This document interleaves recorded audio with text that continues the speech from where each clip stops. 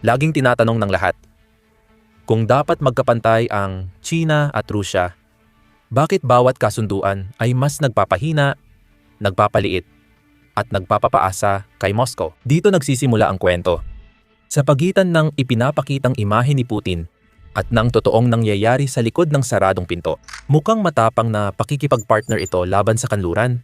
Pero kapag sinuri mong mabuti, mabilis ding nagbabago ang balanse. Isang panig ang nagtatakda ng kondisyon at presyo. Umaalis na may kalamangan. Habang ang kabila ay patuloy na nagbibigay at ngumingiti sa kamera. Hindi ito lantad na pagtataksil, mas banayad ngunit mas delikado. Ginagawa ito ng China habang humihina ang kapangyarihan, pera, at opsyon ng Rusya. Isang detalyeng laging napag-uusapan ang bumabago sa no limits na alyansa. Kapag nakita mo ito, hindi na ito mukhang lakas, kundi parang tahimik na paglipat ng kontrol. Para maintindihan kung bakit unti-unting nasisira ang relasyon na ito ngayon, kailangan mong balikan kung saan ito nagsimula at kung ano ang pundasyon nito. Matagal nang may tensyon, bago pa ang Ukraine at mga parusa. Noon pa mahina ang China at lumalawak ang Rusya. Noong ika-19 na siglo, pumirma ang humihinang dinastiyang Qing ng mga kasunduang nagbigay ng malalawak na lupain sa Imperyong Ruso. Oo, mga lungsod ito na ngayon ay bahagi ng Rusya. Dati ay pagmamay-ari ng China at bagaman bihirang pag-usapan sa Beijing, nananatili ang kahalagahan nito. Natural lang sa makapangyarihang bansa na tandaan ang teritoryo nila. Sa China, ang lumang kasunduan ay paalala na pwedeng mawala ang kapangyarihan kung di mo kayang ipagtanggol. Lumipas ang panahon hanggang Cold War at nanatili ang hindi pagkakatiwalaan.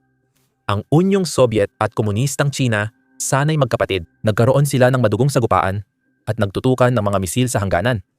At nanatili ang pagdududa kahit magkapareho ang ideolohiya nila. Sa halip, bawat sagupaan, bawat parada, bawat estratehikong kalkulasyon ay nagpapaalala sa magkabilang panig na marupok ang kanilang samahan. Pagbagsak ng Unyong Soviet, lalo pang naghiwalay ang landas ng Rusya at China. Pumasok ang Rusya sa makabagong mundo na may sandatang nuclear at tradisyong militar. Pero may ekonomiyang hindi lubusang nakabawi. Ang China ay nagtayo ng mga pabrika, daungan, at global na network ng kalakalan. Isang bansa ang nagbenta ng hilaw na materyales, habang ang isa ay nagbenta ng iba pa at kumita ng bilyon-bilyon. Matagal nang umiiral ang hindi pagkakapantay na ito bago pa ang Ukraine. Lumabas lang ang ideya ng walang hanggang partner nang maipit ang Rusya sa mga parusa. Hindi lumihis ang Moscow, papuntang silangan matapos ang Crimea dahil sa plano, kundi sa pangangailangan. Naging huling takbuhan ng Rusya ang China bilang mamimili at pinalabas ng Rusya na para bang ito ay isang pinili nilang opsyon. Dito, ginawang simbolo ng pagkakapantay-pantay ang energy pipeline at ipinakita ng mga joint military exercise ang balanse. Pero iba ang sinasabi ng kalakalan. Ang Rusya ay nagpadala ng langis, gas, kahoy at mineral. Habang ang China naman ay nagpadala ng tapos na produkto, makinarya, electronics at kapital. Ang isang panig ay naghuhukay ng mga bagay mula sa lupa. Ang kabila naman ang nagtatakda ng halaga ng mga ito. Hanggat patuloy na lumalago ang kalakalan, madali lang baliwalain ang hindi pagkakapantay-pantay na ito. Siyempre, ang pagtaas ng mga bilang at dami ay kayang magtago ng halos anumang kahinaan. Pero nang magsimulang bumaba ang mga numero, wala nang mapagtataguan. Sa loob ng maraming taon, iwagayway ng Moscow ang paglago ng kalakalan bilang patunay na gumagana ang kanilang pagbabago ng direksyon. Noong 2024 naabot ang pinakamataas na antas ng bilateral na kalakalan, ngunit noong 2025, unang beses sa 5 taon na nagkaproblema sa kwento.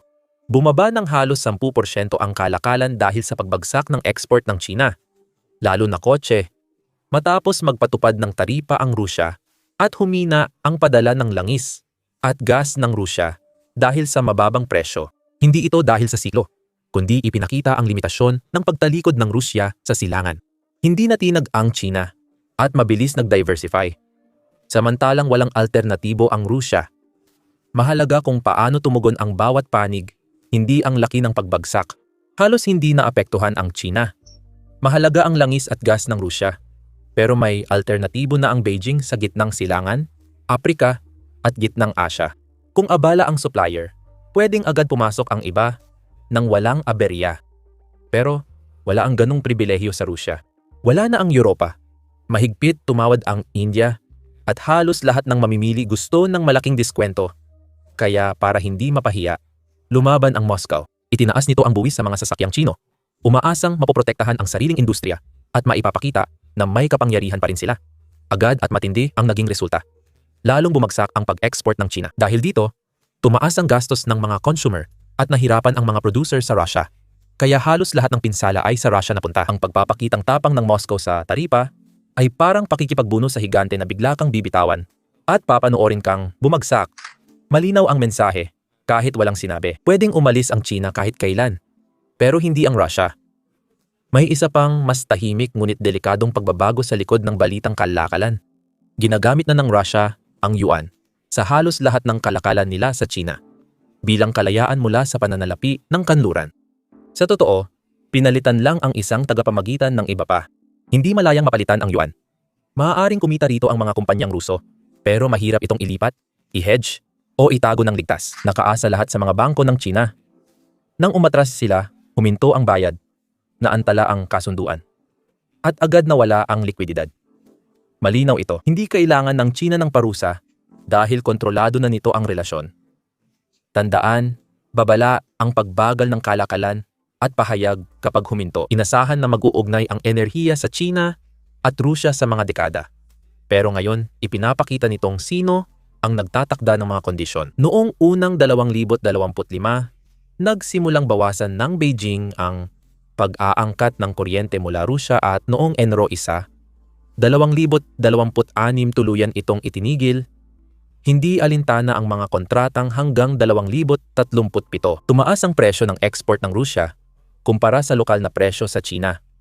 Kaya't hindi na praktikal bumili at naipit na ang dating tuloy-tuloy na export. Habang ang mga planta ng kuryente ay walang bumibili. Walang talumpati o drama, malinaw lang ang desisyon base sa presyo. Kaya nagmamadali ang Rusya na makipag-usap para maibalik ang export pero wala agad alternatibong ruta. Ang inaasahang sagipuhay ay nauwi sa nasayang na kapasidad, pati na rin sa langis at gas. Noong kalagitnaan ng 2025, nagbawas ng pagbili ang mga kumpanyang Tsino kapag may bantang parusa. Tinanggap ng Rusya ang pagkalugi dahil walang ibang mamimili. Oo, nabuhay ang ekonomiyang pangdigmaan pero hindi ito lumakas. Nabuhay lang ito sa murang bentahan ng hilaw na materyales habang ang kita ay napunta sa iba. Tungkol sa pagdaloy, nagkaroon ng legal na memorandum ang Power of Siberia 2 pipeline noong Setyembre 2025 sa pagbisita ni Putin sa Beijing. Mas mukha itong pampulitikang palabas kaysa totoong aksyon. Sa totoo lang, hindi technical ang dahilan ng pagkaantala ng pipeline, kundi ginagamit lang ito para mang-impluwensya. Pinatagal ng China ang usapan para makakuha ng mas malalaking diskwento. Itinulak ang presyo na halos kapantay ng binabayaran ng mga Ruso sa sarili nilang bansa na malayo sa inaasahan ng Moscow. Dahil desperado ang Rusya, minadali nila ang kasunduan kahit pabor sa Beijing. Aabutin pa ng 1 dekada ang konstruksyon at posibleng magsimula lang ang gas sa 2030 o mas huli pa. Hindi na pwedeng baliwalain ang pattern. Rusya ay sumusunod sa China, hindi lang sa mga pipeline. Ang presyong pang-ekonomiya ay nagpapahina sa bansa. Ngunit sa malayong silangan ng Rusya, binago pa nito ang kalupaan nitong nakaraang taon. Habang gumagastos ang Moscow sa Ukraine, nag-lease naman ang mga kumpanyang Tsino ng lupang sakahan sa Amur Oblast, Jewish Autonomous Region at Primorsky Krai. Dito bumagsak ang mga sakahan ng Rusya matapos mabuwag ang Soviet Union.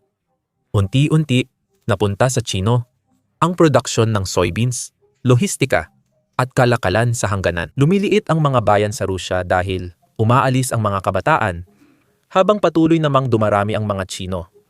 Halos hindi na ito mababago. Sa huling bahagi ng 2025 ang mga kumpanyang Tsino ay hindi lang nakikipagkalakalan sa hangganan, kundi naroon na rin mismo sa mga lugar tulad ng Jewish Autonomous Region. Ang mga lupang matagal nang walang gumagamit ay biglang muling sinasaka. Ginawang malalaking taniman ng soybean na nagsusuplay sa mga kadena ng supply ng China. Hindi ito dramatiko, praktikal lang. Hindi nababakante ang bukirin kung may kapital at tiyaga na gagamit nito. Pagkatapos, nagbago ang visa rules at bumilis ang proseso. Nagsimula ang 30 araw na mutual visa-free system at agad itong nagkaroon ng epekto. Sa unang linggo pa lang ng Enero 2026, mahigit 10,000 katao na ang tumawid sa Soifenhe border port lamang. Iyon ay 83% na pagtaas kumpara sa nakaraang taon. Napuno ang mga hotel, nabuhay muli ang mga pamilihan, At umikot ang pera ng China kapalit ng nawalang pera ng Rusya. Habang tahimik na naitala ng demografiya ang hindi pagkakapantay-pantay, ang malayong silangan ng Rusya ay lumiit at tumatanda na. Halos 1/4 ang nabawas mula 1,991 at mas mabilis umalis ang mga etnikong Ruso na nasa kabila ng hangganan. Masikip, maliksi, at maraming kapital ang hilagang China. Lumilipat ang tao kasabay ng pera at pag bumaba ang populasyon, unti-unting humihina ang soberanya bago pa magbago ang watawat. Alam ng Moscow ang panganib, kaya ginawa nila ang lahat para pigilan ang pagdurugo. Noong Enero 1, 2026 inilunsad ng Kremlin ang Advanced Development Zones na nag-aalok sa mga dayuhang mamumuhunan, lalo na sa mga Chino, ng zero corporate tax sa loob ng 10 taon, mas mababang social contributions, at libreng customs zones. Sa Promorsky Krai, tinangka nila ang Russian-Chinese Agro-Industrial Park.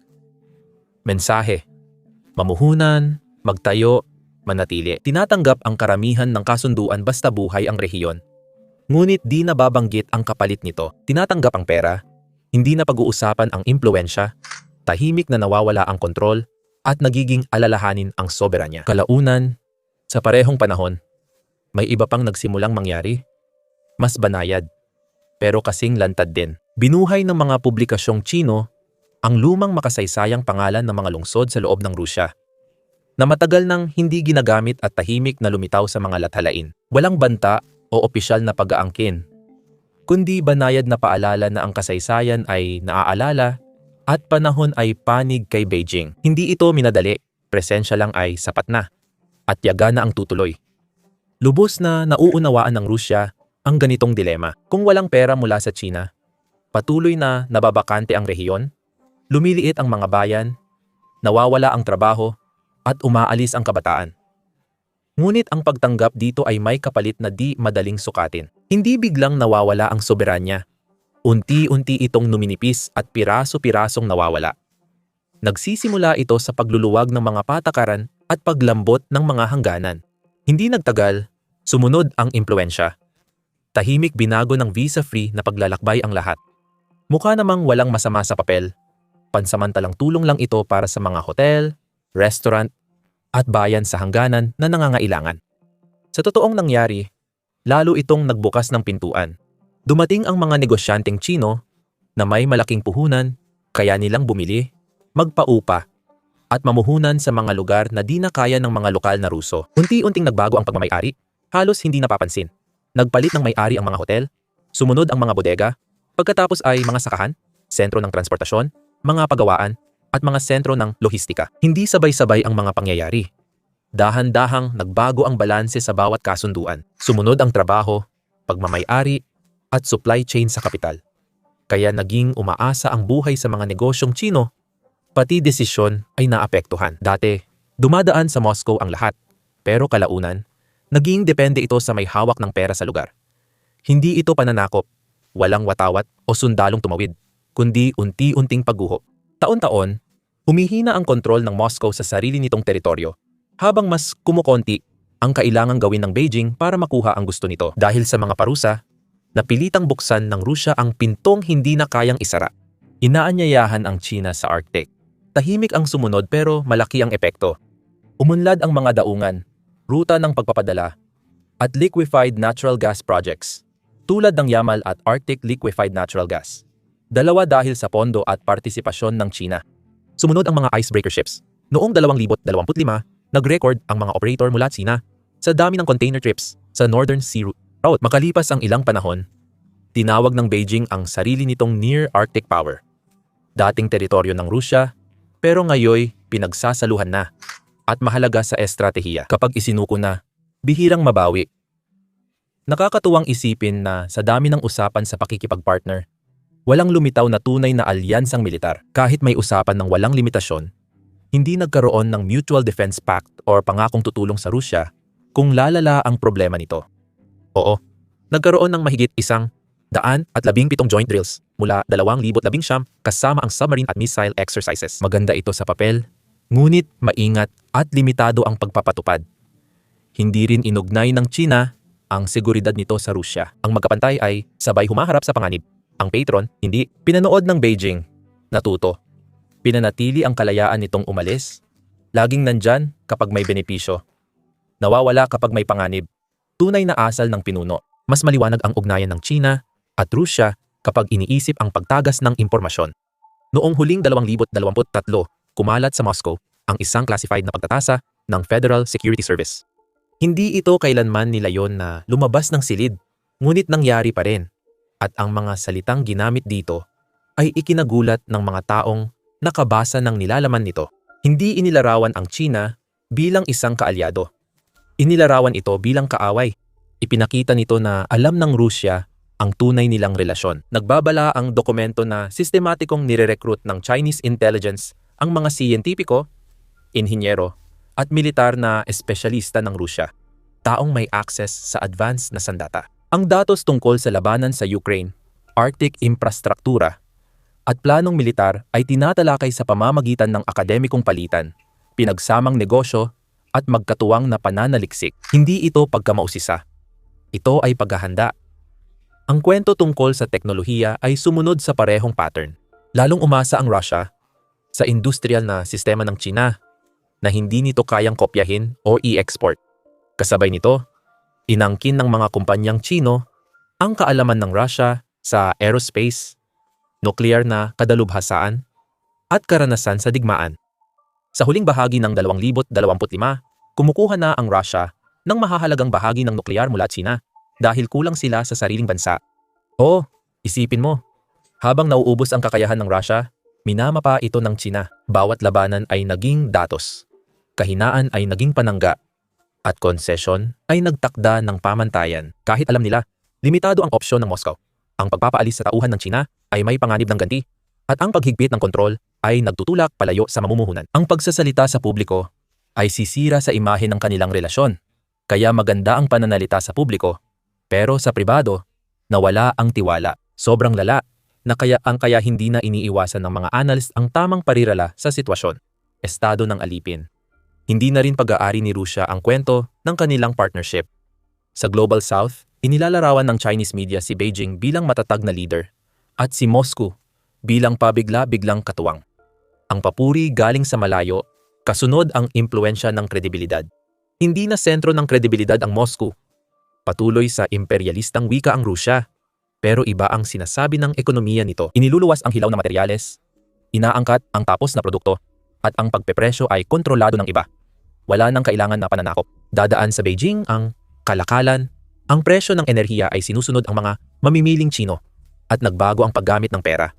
Ang access sa teknolohiya ay nakasalalay sa pagtitiis ng iba sa panganib. Sa puntong iyon, hindi na makatotohanan ang pagtakas. Malaki ang gastos sa pipeline, bayad, supply chain, at settlement. Dekada ang aabutin bago magbago ng direksyon. Kayang maghintay ng China, pero hindi ng Rusya. Ang pagiging basalyos ay hindi dahil sa pagsunod, kundi sa kawalan ng ibang pagpipilian, na siyang irony dito. Sinalakay ng Rusya ang Ukraine para makatakas sa kanluran. Ngunit lalo lang silang umasa sa ibang kapangyarihan na tahimik ang hinihingi, hindi lantad na katapatan. Magaling ang China, tumulong ito sa Rusya nang hindi direktang sumabak sa digmaan. Nagpatuloy ang palihim na kalakalan at supply ng dual-use goods, kaya tuloy ang operasyon ng makinarya ng digmaan ng Rusya. Habang umiiwas sa pananagutan ang Beijing at tumatagal ang digmaan, mas lumalakas ang impluensya ng China.